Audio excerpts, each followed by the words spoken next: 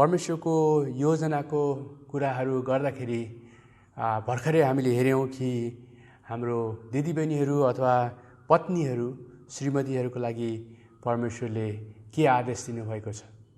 अनि यहाँनिर विशेष गरिकन हामीले हेर्ने हो भने पत्नीहरूको लागि जुन अनुशासनमा बस्ने, अधीनतामा बस्ने भन्ने कुरा छ, त्यो चाहिँ नि एउटा ग्रिक शब्द जुन चाहिँ छ हुपटासो भनिन्छ। त्यो शब्द चाहिँ नि दुईवटा शब्दले बनेको छ, हुपो र टासो। यो दुईवटा शब्दको माने के छ? हुपो भनेको अन्डर अथवा तल रहनु, टासो भनेको चाहिँ के छ? अरेन्ज अथवा मिलाउनु।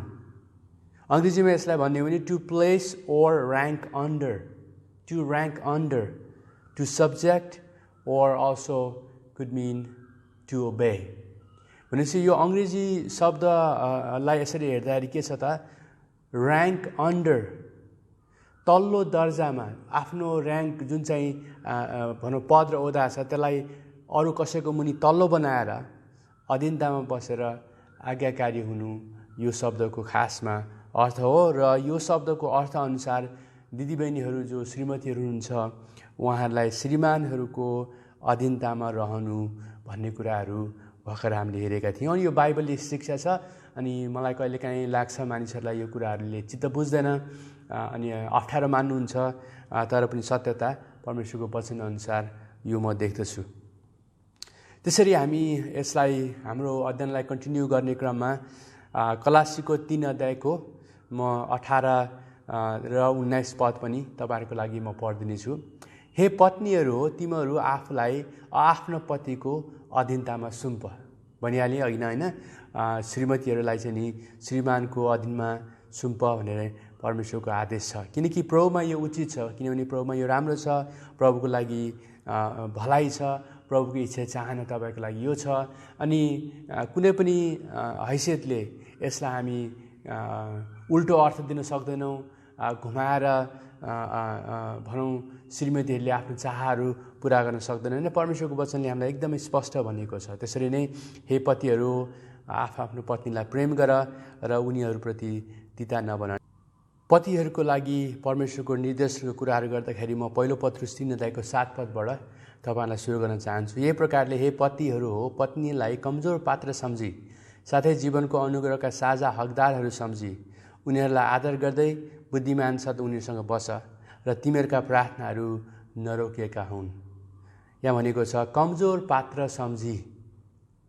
कमजोर पात्र भनेर उनीहरूलाई कमजोर भनेको छैन। उनीहरू कमजोर छन्, उनीहरू रोगी छन्, उनीहरू बिमारी छन्, काम नलाग्ने छन् भन्न खोजेको होइन। एउटा पुरुषभन्दा स्त्री अलिकति कमजोर छ भने सोचेर सम्झेर माने लिएर उनीहरूलाई कमजोर चिजहरूलाई, कमजोर वस्तुहरूलाई हामीले कस्तो व्यवहार गर्छौँ त्यस्तो प्रकारको आदर सम्मान र त्यस्तो प्रकारको स्थान दिँदै र जीवनको अनुग्रहका साझा हकदारहरू सम्झी। जीवनको अनुग्रह भनेको मुक्ति, विश्वास, परमेश्वरले दिने सबै आशिषहरू जो परमेश्वरबाट पाउने कुराहरू छन् त्यो सबै चाहिँ नि श्रीमतीहरू साझा हकदारीहरू छन्। आत्मिक जीवनमा उनीहरू साझा एउटा पार्टनरसिप छन्। एउटा उदाहरण यसको लागि कस्तो दिन सकिन्छ भने श्रीमान र श्रीमतीले जग्गा किन्नुभयो भने दुवैजनाको नाम त्यसमा राख्नुभएको छ भने त्यो जग्गा धनीको रूपमा चाहिँ दुवैजना देखिएको छ। अनि यसरी साझा हकदारी उहाँहरू हुनुहुन्छ। अनि आत्मिक जीवनमा पनि श्रीमान र श्रीमतीहरू चाहिँ नि एउटा पार्टनर हुनुहुन्छ। आत्मिक जीवनमा एउटा सहकार्यता गर्ने व्यक्ति हुनुहुन्छ। एउटाले गरेको खराबीले अर्कोलाई असर गर्न सक्छ। अनि यसरी एउटा कमजोर पात्र सम्झी, जीवनको अनुग्रहका साझा हकदारहरू सम्झी उनीहरूलाई आदर गर्दै भनेको त्यो स्थान दिँदै त्यस्तो प्रकारले व्यवहार गर्दै बुद्धिमानी साथ भनेको छ। बुद्धिमानी भनेको चाहिँ के चाहिँ बुद्धि जानेर सिकेर बुझेर श्रीमतीहरूको सबै चालचलनहरू सिकेर उहाँ श्रीमतीहरूको बानी व्यवहारहरू सिकेर श्रीमतीहरूलाई चाहिने सबै कुराहरूको एउटा जुन अध्ययन गरेर एउटा बुद्धिमानसँग तिमीहरू उनीहरूसँग बस अरे। मूर्ख भएर होइन, आफ्नो श्रीमतीहरूलाई बुझ्नै नचाहने गरी होइन, आफ्नो श्रीमतीका इच्छा चाहनाहरूलाई सोच्दै नसोचिकन होइन, तर के रहेछ त्यो प्रकारको नलेज, त्यो प्रकारको ज्ञान जो तपाईँको श्रीमती कस्तो खालको छिन्, श्रीमतीका स्वभावहरू कस्तो छन्, उहाँको इच्छा चाहनाहरू कस्तो छन्, उहाँहरूलाई के कुराले रिस उठाउँछ, के कुराले खुसी पार्छ भन्ने कुराहरूको जुन अध्ययन गर्दै एउटा बुद्धिमानी भएर ज्ञान र बुद्धि प्राप्त गरेर उनीहरूसँग बस्छ। किन त्यो इम्पोर्टेन्ट छ त श्रीमानहरूको लागि? किनभने तिमीहरूका प्रार्थनाहरू नरोकिएका हुन्। भन्नु मतलब यहाँनिर पत्रुसले पनि के भन्न चाहनुहुन्छ त भन्दाखेरि जो आत्मिक जीवनका हकदारीहरू, साझा हकदारीहरू श्रीमान र श्रीमती हुनुहुन्छ र यसरी एउटाको भनौँ पापी जीवनले, एउटाको अनाज्ञाकारिताले के गर्न सक्छ त? आत्मिक जीवनलाई असर पार्न सक्दछ, आत्मिक जीवनलाई खराब पार्न सक्दछ। र त्यस साथसाथै के छ त? हामीले गर्ने प्रार्थनाहरू नरोकिउन् रे, हामीले गर्ने प्रार्थनाहरूमा चाहिँ बाधाहरू नआउन् रे। त्यति धेरै इम्पोर्टेन्ट, त्यति धेरै महत्त्वपूर्ण कुरा म यहाँ देख्दछु कि श्रीमान र श्रीमतीको सम्बन्ध असल र राम्रो छैन भने साँच्चै नै तपाईँको आत्मिक जीवन पनि असल छैन, राम्रो छैन। अनि तपाईँहरूले गर्ने आत्मिक जो अनुशासनका कुरा छन्, आत्मिक जीवनका जुन प्रयासहरू छन्, प्र्याक्टिसहरू छन्, आत्मिकी गर्ने कुराहरू जुन छन् त्यो चाहिँ नि खेर गइरहेको छ। सायद तपाईँहरूले गर्ने सेवाहरू, प्रभुको लागि गर्ने जुन सेवाहरू गरिरहनु भएको छ, जो प्रभुको लागि तपाईँले चाहे मण्डलीमा सिकाइरहनु भएको छ होला, प्रभुको लागि तपाईँले विभिन्न कामहरू गरिरहनु भएको छ होला, तर श्रीमान र श्रीमतीको बिचमा हुनुपर्ने जो आत्मिक एकता र एकअर्कासँग मिलेर बस्ने कुराहरू छैनन् भने तपाईँहरूको जीवनमा परमेश्वरको आशिषका कुराहरूमा घटीकमी भइरहेको छ। सेवाहरू व्यर्थ भइरहेका छन्, प्रार्थनाहरू व्यर्थ भइरहेका छन्, किनभने यी कुराहरूले तपाईँलाई अनन्तको लागि केही आशिषहरू दिइरहेको छैन। त्यसरी नै तीतसको 2 अध्यायमा हामीले दिदीबहिनीहरूको बारेमा पनि हेर्ने कुराहरू छन्। तर यहाँनिर विशेष गरी तीतसकोमा जवान पुरुषहरू, जो जवान श्रीमानहरू छन्, उनीहरूलाई पनि यहाँ त्यही श्रीमतीहरूको जस्तै, जवान श्रीमतीहरूको जस्तै यहाँनिर उनीहरूलाई पनि केही आदेशहरू दिएको छ। यहाँ भने आत्मसंयमी हुने अर्थ दियो, आत्मसंयमी हुने उनीहरूलाई के दियो? आदेश दियो। आत्मसंयमी भनेको के छ? सेल्फ कन्ट्रोल, आफूले आफूलाई बसमा राखेको हुनु पर्यो। सबै कुरामा आफूलाई असल कामहरूको नमुना बनाऊ। असल कामहरूको नमुना हामी जवान श्रीमानहरूकोमा हुनुपर्दछ। उनीहरू कस्तो खालको कुराहरूमा नमुना हुनुपर्छ त? के कुरामा उनीहरू नमुना हुनुपर्छ त? शिक्षामा जो प्रकारका कुराहरू उनीहरूले सिकाउलान्, जो प्रकारका कुराहरू उनीहरूले भन्लान्, यहाँ के हुनु पर्यो? चोखोपना भएको, गम्भीरता भएको, सच्चाइ भएको शुद्ध वचन होस्। अनि यस्तो प्रकारको चोखो, गम्भीर, सच्चाइ, सत्यतामा जिउने जीवन, शुद्ध वचनमा जिउने अनि अरूको लागि नमुना भएको जीवन चाहिँ नि जवान श्रीमानहरूकोमा भएको होस्, जसमा दोष पाउन नसकियोस् र तिमीहरूको विषयमा केही खराब कुरा भन्न नपाएर विरोधी मानिसहरू लाजमा परोस्। भन्नु मतलब दुष्टहरू छन्, हाम्रा विश्वासमा बिगार गर्न खोज्नेहरू छन्, उनीहरू चाहिँ के हुने? लाजमा परेन्, किनभने हामीमा दोष केही छैन, उनीहरूले लगाउने दोषहरू केही छैन। अनि जवान भाइ बहिनीहरू जो विवाहित हुनुहुन्छ, श्रीमान श्रीमती भइसक्नु भएको छ त, हुनको लागि विचार गर्दै हुनुहुन्छ, यी कुराहरू अति महत्त्वपूर्ण छन् है त। यी कुराहरू अति बुझ्नु आवश्यकता छन्। त्यसो भए हामी एफिसीको 5 अध्यायमा अब जानेछौँ र पुरुषहरूलाई परमेश्वरले दिएको निर्देशन के छ त? पतिको लागि परमेश्वरको निर्देशन के छ? पत्नीलाई प्रेम गर। प्रभु येशूले पुरुषहरूलाई, श्रीमानहरूलाई बाइबलले योजना, विवाहको लागि योजना दिँदाखेरि श्रीमानहरूलाई सबैभन्दा महान कुरा के गर भनेर भन्नुभएको छ त? आफ्नो पत्नीहरूलाई प्रेम गर, जसरी ख्रिस्टले पनि मण्डलीलाई प्रेम गर्नुभयो र त्यसका निम्ति आफैलाई अर्पण गर्नुभयो। अनि यहाँनिर आफैलाई अर्पण गर्नुभयो भनेपछि एउटा उदाहरण के दिएको छ त? हामी पुरुषहरूलाई, श्रीमानहरूलाई के उदाहरण दिएको छ त?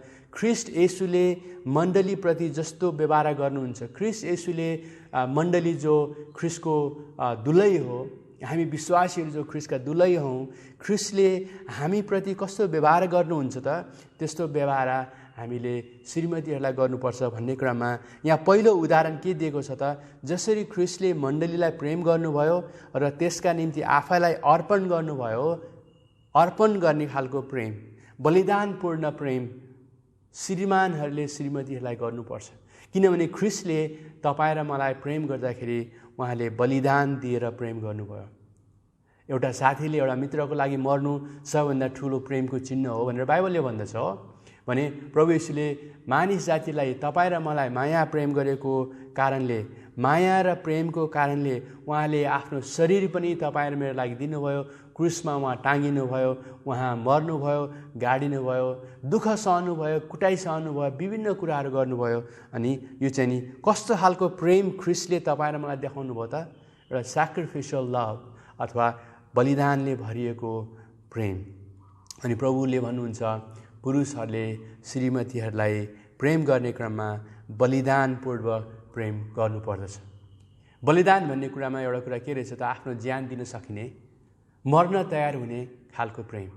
हुन त भन्न सजिलो छ, म तिम्रो लागि मर्छु, म तिम्रो लागि जे पनि गर्छु भनेर भन्न सजिलो छ। तर वास्तविकता गर्नु पर्यो भने सायद हामी कतिजनाले गर्छौँ होला, त्यो मलाई थाहा छैन। तर पनि ज्यान दिनु, उनीहरूको लागि मर्न तयार हुनु चाहिँ नि सम्मको प्रेम तपाईँ र मैले आफ्नो श्रीमतीहरूलाई गर्नुपर्ने आवश्यकता मैले देखेको छु। तर एउटा समस्या हामी के छौँ त भने, तपाईँहरू जो श्रीमानहरू हुनुहुन्छ, जवानी अवस्थामा पनि तपाईँले बुझ्नु भएन होला सायद, अनि विवाहित भइसकेपछि तपाईँले बुझ्नुभएको छैन। जब तपाईँ विवाहित गर्नुहुन्छ त त्यहाँनिर स्वार्थीपना भन्ने कुराहरू हुनु हुँदैन। अनि आज मैले तपाईँहरूलाई पहिले पनि भनेको छु कि म काउन्सिलरको रूपमा पनि काम गरिरहेको छु, अनि पास्टरको रूपमा पनि काम गरिरहेको छु। अनि यो सिलसिलामा मैले विवाहमा भएका धेरै समस्याहरू देखेको छु। र मलाई जहाँसम्म लाग्छ एक नम्बर विवाहमा भएका समस्याहरू जो पुरुषहरूले गर्छन् त्यो चाहिँ के छ त? उनीहरू स्वार्थी भएर जिउँछन्।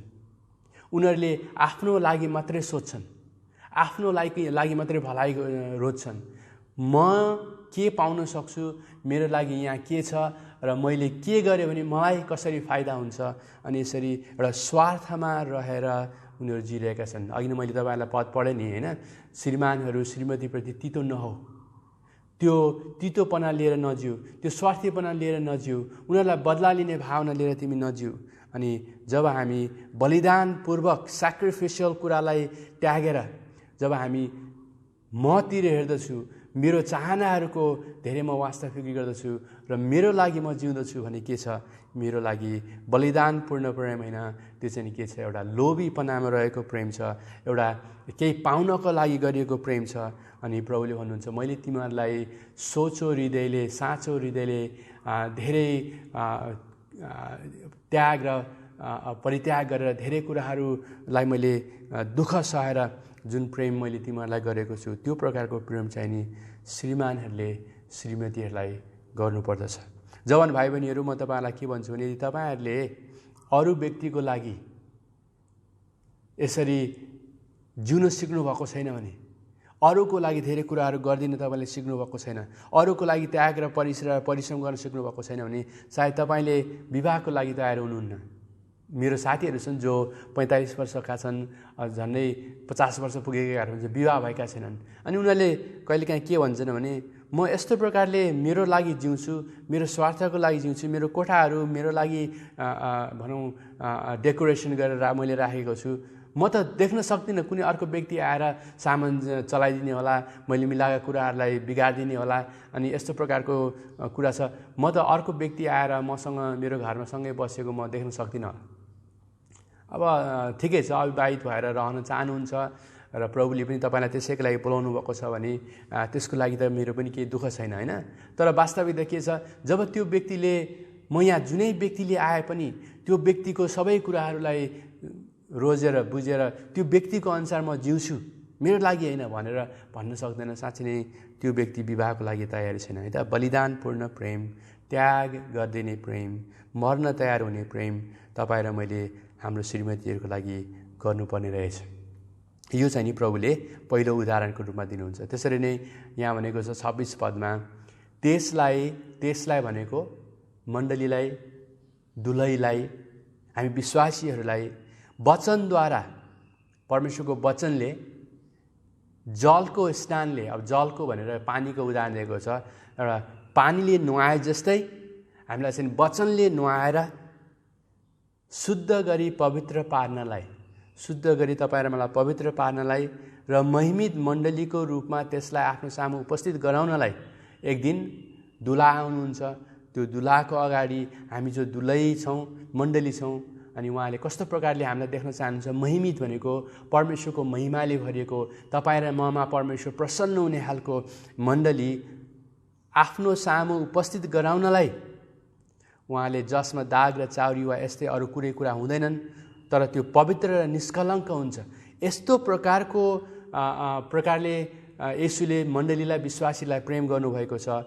त्यो प्रेमले चाहिँ के गर्छ रहेछ, यहाँनिर हामी देख्दछौँ कि चोख्याउने प्रेम येशूले गर्नुभएको छ। हामीलाई शुद्ध र पवित्र पार्ने, प्रभु येशू आउँदाखेरि हामी महिमित रूपमा देखा पर्नको लागि कुनै दाग वा चाउरी वा यस्तो कुनै कुराहरू नभएको,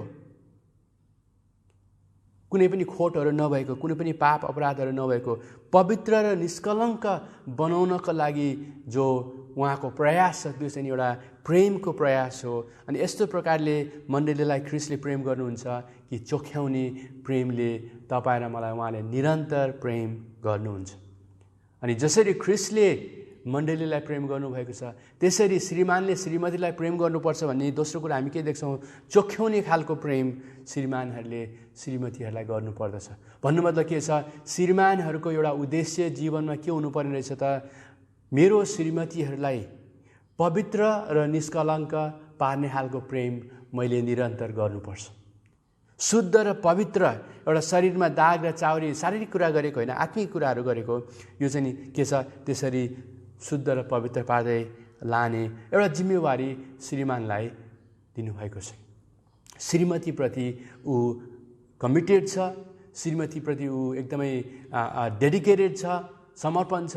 अनि के को लागि त, मेरो श्रीमती प्रभु येशू ख्रीष्टको सम्बन्धमा, परमेश्वरको सेवाको सम्बन्धमा, मण्डलीको सम्बन्धमा, सबै कुराहरूमा शुद्ध र पवित्र पार्दै सहकार्य सक्रिय बनाउने काम, भूमिका चाहिँ मैले लिनुपर्छ भनेर श्रीमानले आफ्नो जिम्मेवारी लिनुपर्छ। यहाँनिर विशेष गरिकन चोख्याउने कुरा केले गरेको छ, वचनद्वारा शुद्ध पवित्र दाग रहित अनि निष्कलङ्क पार्ने काम चाहिँ परमेश्वरको वचनद्वारा गरिएको छ। त्यसको मतलब श्रीमानले अवश्य पनि परमेश्वरको वचनलाई धेरै अध्ययन गर्नुपर्ने हामी देख्दछौँ। धेरै अध्ययन गरेर दुःख मिहिनेत गरेर सिक्नुपर्ने कुराहरू म देख्दछु र त्यही सिकेर बुझेको अनुसार तपाईँले आफ्नो श्रीमतीलाई परमेश्वरको वचनमा अगाडि बढ्दै लैजाने, आत्मिक जीवनमा अगाडि बढ्दै लैजाने, सेवामा सक्रिय पार्दै लैजाने जिम्मेवारी तपाईँले लिनुपर्ने छ। अनि तपाईँले पढ्न पर्यो, दुःख गर्नु पर्यो, मिहिनेत गर्नु पर्यो। अब एउटा दुःखको कुरा मैले नेपालमा रहँदाखेरि पनि के देखेको छु भने, चर्च सेवाकाईमा, चर्च मण्डलीको सेवाकाईमा जब हामी चर्चभित्र आउँछौँ अनि हाम्रो दिदीबहिनीहरूको साइड चाहिँ टन्न भएर भरिन्छन्, अनि दाजुभाइको ठाउँहरू चाहिँ खाली हुन्छन्, आधा हुन्छन्। अनि कहिलेकाहीँ त्यो देख्दाखेरि दुःख मलाई के लाग्छ त भनेदेखि, हाम्रो दाजुभाइहरूले चाहे ती विवाहित हुन् चाहे अविवाहित हुन्, उनीहरूले लिनुपर्ने जिम्मा के छ, आत्मिक जिम्मेवारी उनीहरूले लिएर आफू आत्मामा बढेर र आफ्नो श्रीमतीहरूलाई, आफ्नो दिदीबहिनीहरूलाई आत्मिक रूपमा बढाउनको लागि त्यो एउटा पहिलो भनौँ न, एउटा इनिसिएटिभ, पहिलो आफूले गर्नुपर्ने काम नगरेर उनीहरूले चर्च नआएर, दाजुभाइहरू चर्च नआएर उनीहरू शनिबार अथवा चर्च आउने दिनमा चाहिँ काहीँ के गर्न जान्छन्। बिहान उठेर श्रीमानले श्रीमतीलाई आज चर्च जाने दिन हो, राम्रोसँग सबै तयारी गरौँ, खाजा ब्रेकफास्ट के छ खाने खाउँ, नानीहरूलाई सरसफाइ गरौँ र सँगै हामी चर्च जाउँ, सँगै प्रभुको महिमा गरौँ ल है भनेर तयार गर्नुको सट्टा कहिलेकाहीँ के हुन्छ त, श्रीमानले भन्छ होला श्रीमतीलाई, तिमी आज चर्च तिमी मात्रै जाऊ, म जान सक्दिनँ, कुनै कामको लागि मलाई बोलाएको छ, म केही कामको लागि जानुपर्छ।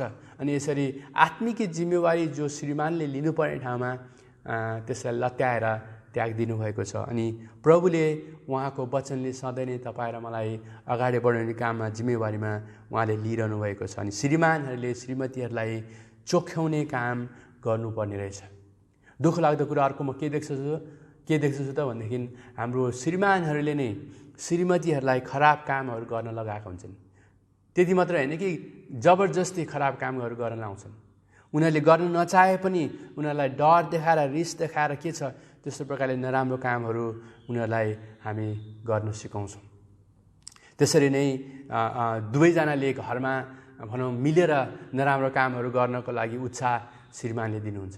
श्रीमतीले नराम्रो काम गर्नको लागि श्रीमानलाई सोधेको खण्डमा श्रीमानले कहिले पनि श्रीमतीलाई तल्याउने र साथसाथै सम्झाउने बुझाउने काम नगरेर श्रीमतीको कुरा सुन्दै खराब काम गर्नतिर पनि लाग्ने पनि होला। अनि यस्तो प्रकारको चाहे त्यो श्रीमतीबाट होस् चाहे त्यो श्रीमानबाट होस् खराब कुराहरू घरमा उम्रिन दिने र खराब कुराहरूलाई अगाडि बढाउने कुराहरू, त्यो प्रकारको प्रेम असल प्रेम होइन। श्रीमानहरूको लागि जिम्मा के छ? घरमा तपाईँले के ल्याउनुहुन्छ, के भन्नुहुन्छ, के गर्नुहुन्छ, त्यसले तपाईँको श्रीमतीलाई आत्मिक जीवनमा हौसला दिने कुराहरू हुनुपर्छ। प्रभुको सेवाको लागि खुसी र आनन्द ल्याउने कुराहरू हुनुपर्दछ। अनि यसरी प्रभुलाई चोख्याउने, प्रभुले जो हामीलाई चोखाउनुहुन्छ, वचनद्वारा चोखाउनुहुन्छ, श्रीमानहरूले पनि श्रीमतीहरूलाई वचनद्वारा जिएर वचन सिकाएर चोखाउने कुराहरू हुनुपर्दछ। अनि कहिलेकाहीँ मलाई दुःख लाग्ने अर्को कुरा के छ भने श्रीमानहरू घरमा वचन सिकाउन लजाउँछन् अथवा डराउँछन्। श्रीमतीलाई धेरै जानकारी छ, मलाई भन्दा धेरै उसलाई आउँछ भनेर श्रीमानहरूले कहिले पनि त्यो सिकाउने कुराहरू गर्दैनन्। अनि यो चाहिँ एउटा कस्तो छ भने डर छेउडा श्रीमानहरू हामी हुनु भएन। आफूलाई अलिकति आउँदैन भने दुःख मेहनत गर्दा सिक्नु पर्यो।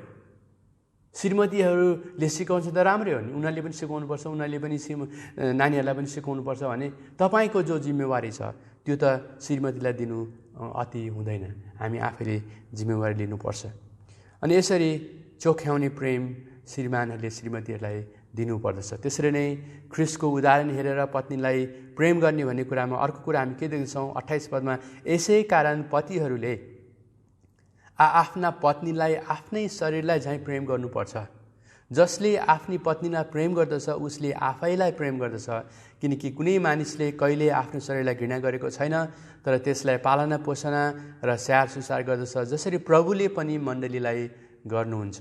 फेरि यहाँ भनेको छ प्रभुले मण्डलीलाई के गर्नुहुन्छ अरे, यस्तो प्रकारले प्रेम गर्नुहुन्छ, पालना पोषणा गर्ने प्रेम, पालन पोषण गर्ने प्रेम, प्रेम जसले प्रेमिकाको पालना पोषण गर्दछ। यहाँनिर भनेको छ कि प्रभुले भन्नुहुन्छ जसरी मण्डलीलाई पनि उहाँले स्याहार सुसार पालन पोषण गर्नुहुन्छ, त्यसरी नै श्रीमानहरूले श्रीमतीहरूलाई पालन पोषण गर्नुपर्छ। अब बाइबलमा हामीलाई परमेश्वरको वचनले भनेको छ कि उहाँ साँच्चै नै तपाईँ र मेरो लागि असल गोठाला हुनुहुन्छ।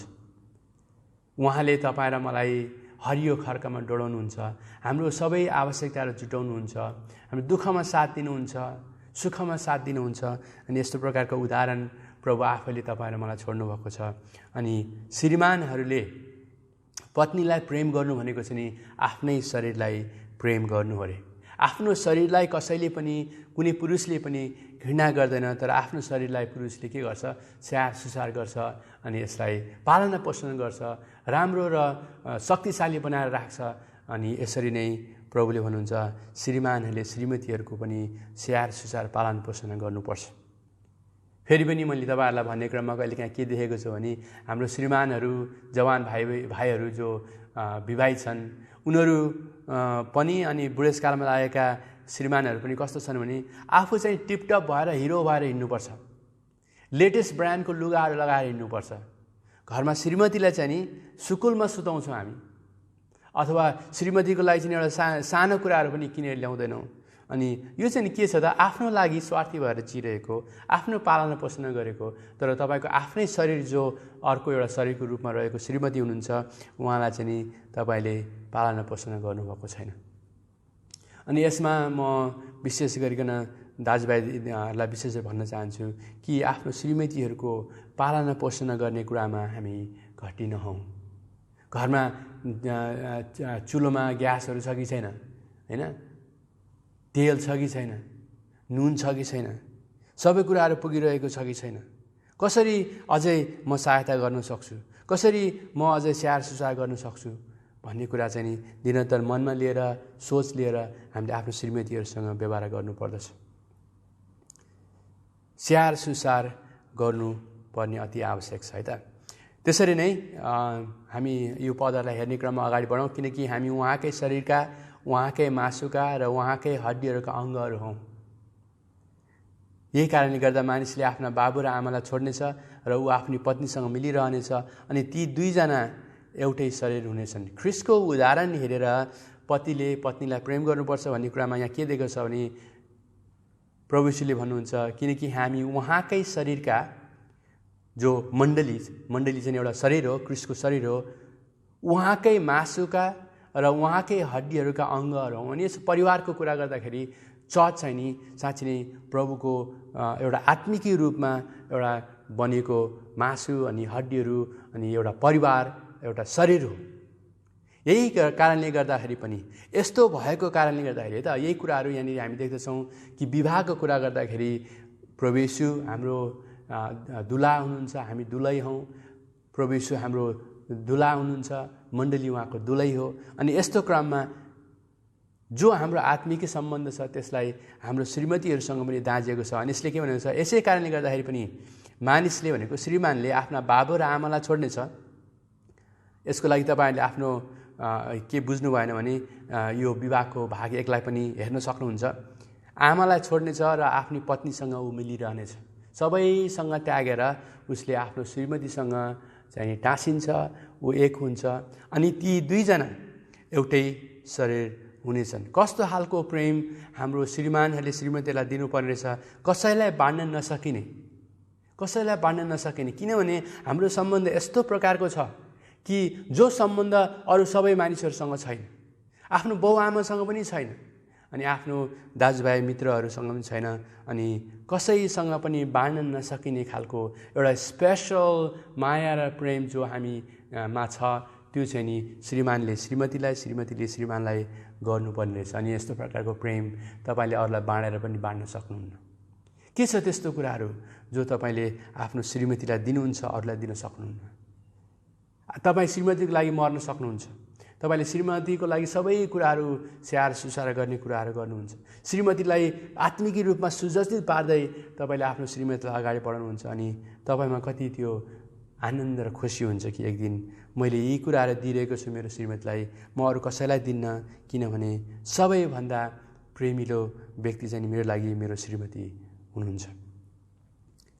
अनि यसरी नै 32 पदमा, यो त एउटा ठुलो रहस्य हो, तर म ख्रीष्ट र मण्डलीको विषयमा बोल्दछु। अब विवाहको कुरालाई लिएर, श्रीमान र श्रीमतीको सम्बन्धलाई लिएर पावलले के भन्नुहुन्छ, म एउटा ठुलो रहस्य जो लुकिएको कुरा छ त्यो कुरा म तिमीहरूलाई बताउँदैछु। त्यो कुरा चाहिँ के छ त भन्दाखेरि ख्रीष्ट र मण्डलीको विषय। यो शारीरिक विवाह जो दाजुभाइ दिदीबहिनीहरूमा हुन्छ, त्यो विवाहमा एउटा लुकिएको अर्थ छ, आत्मिकी अर्थ छ। त्यो चाहिँ के छ भने ख्रीष्ट र मण्डलीको विवाह, ख्रीष्ट र मण्डलीको सम्बन्धको कुराहरू हाम्रो विवाहमा लुकिएको छ। तसर्थ विवाहले शरीरमा मात्र होइन, आत्मामा पनि एक बनाउँछ। यस्तो प्रकारको आत्मिकी एकता यसले दिन्छ, अरू कोही कुराले सायद नदेला। अनि विवाहमा हामी यसरी आत्मिकी तवरमा पनि श्रीमान र श्रीमती एक भएका छौँ, आत्मिकी कुराहरूमा पनि यसरी आशिष पाएका छौँ। अनि साँच्चै नै हाम्रोमा एउटा गहन रहस्य छ। त्यसै कारणले पनि बाहिरी हेर्ने विवाहमा मात्रै महत्त्वपूर्ण छैन, हामीले विभिन्न गर्ने कामहरूको लागि मात्रै आवश्यकता छैन। भित्री रहस्य के छ त, आत्मिकी जीवन जो विवाहमा हुनुपर्ने हो र विवाहले जे देखाउनु पर्ने हो, त्यो आत्मिकी भनौँ एउटा माने आत्मिकी अर्थ, आत्मिकी जो रहस्यहरू छ त्यो प्रदर्शन गर्नुपर्छ। अनि त्यो कुराको प्रदर्शन गर्ने क्रममा श्रीमानलाई हामी ख्रीष्ट जस्तो भएर, श्रीमतीले आफ्नो मण्डलीलाई सम्झेर उसले के गर्नुपर्ने छ, ख्रीष्ट र मण्डलीको जस्तो व्यवहार छ त्यो लुकिएको कुरालाई हाम्रो विवाहबाट के गर्नुपर्ने छ, प्रदर्शन गर्नुपर्ने छ, मानिसहरूलाई देखाउनु पर्ने रहेछ। अनि आज दुःख लाग्दो कुरा के छ, विवाह जो पवित्र छ, जो परमेश्वरको अगाडि इमान्दार छ, परमेश्वरको लागि एउटा आदरणीय छ, त्यो कुराहरू आज बिग्रिएको छ। जुन ख्रीष्टको सम्बन्ध, ख्रीष्टको स्वभाव, ख्रीष्टको प्रेम, ख्रीष्टको सबै असल कुराहरू जो विवाहबाट देखाउनु पर्ने ठाउँमा ती कुराहरूको सट्टा दुःखहरू देखिएको छ, झैँझगडाहरू देखिएको छ, अशान्तिका कुराहरू देखिएका छन्। अनि कतिको लागि विवाह साँच्चै नै यस्तो प्रकारको शान्तिमय छैन। तर परमेश्वरले उहाँको जनहरूलाई भन्नुहुन्छ, मैले विवाह स्थापना गरेको छु, विवाहको लागि चाहिने सबै कुराहरू दिएको छु, केवल छोरा केवल छोरी तैँले मेरो लागि जी, तेरो जीवनबाट म देखौँ, तेरो जीवनबाट मेरो प्रशंसा होस् भनेर नै मैले विवाहको लागि यसरी अगाडि बढाइदिएको छु भनेर प्रभुले भन्नुहुन्छ।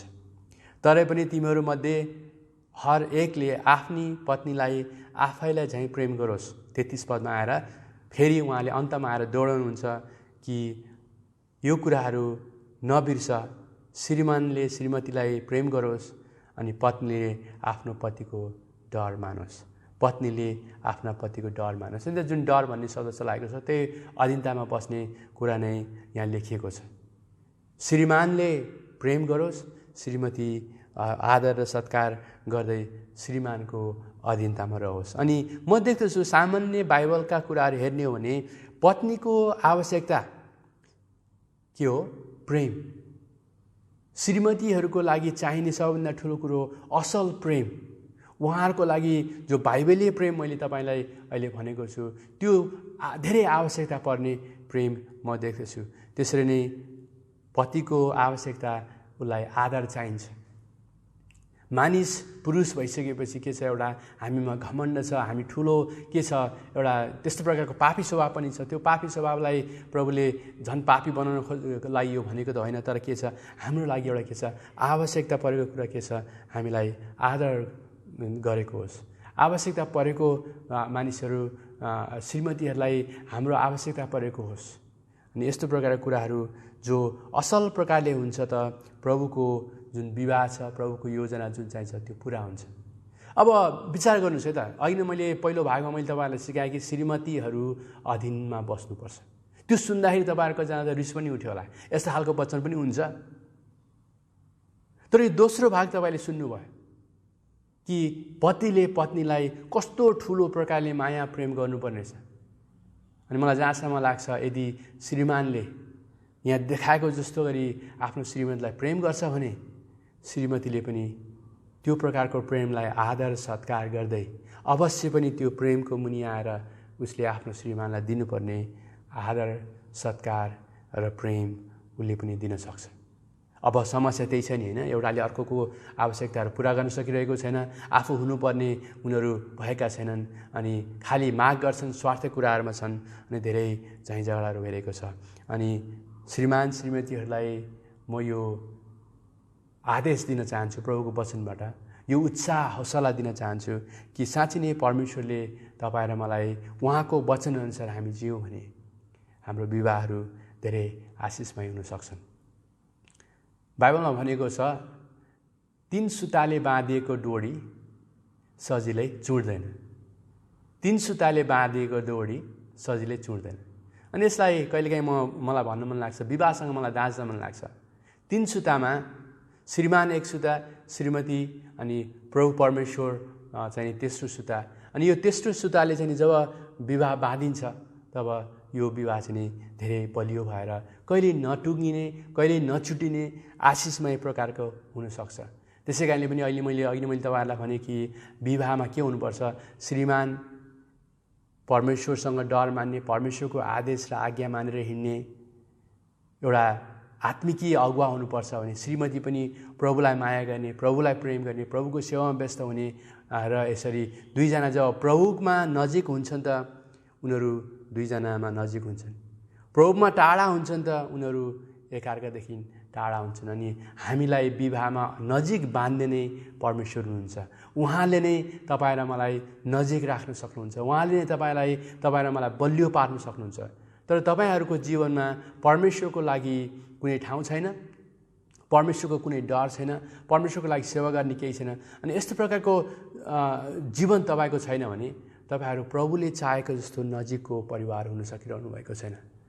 अनि अन्तमा म तपाईँहरूलाई के भन्छु भने प्रभुको शक्ति, प्रभुको वचन र असल मण्डलीका अगुवाहरू र अरू हामीलाई उदाहरण दिने दाजुभाइ दिदीबहिनीहरूलाई हेरेर नै हाम्रो विवाह चाहिँ के हुनसक्छ, सफल हुनसक्छ, प्रभुको नजरमा आदरणीय हुनसक्छ। अनि यसलाई हामीले ठुलो गम्भीरतापूर्वक अगाडि बढ्यौँ भने प्रभुले तपाईँ र मलाई आशिष दिनुहुन्छ। र मेरो प्रार्थना पनि तपाईँहरूको लागि त्यही छ कि प्रभुले तपाईँहरू सबैजनालाई आशिष दिउन्। हुन्छ। जय मसीह।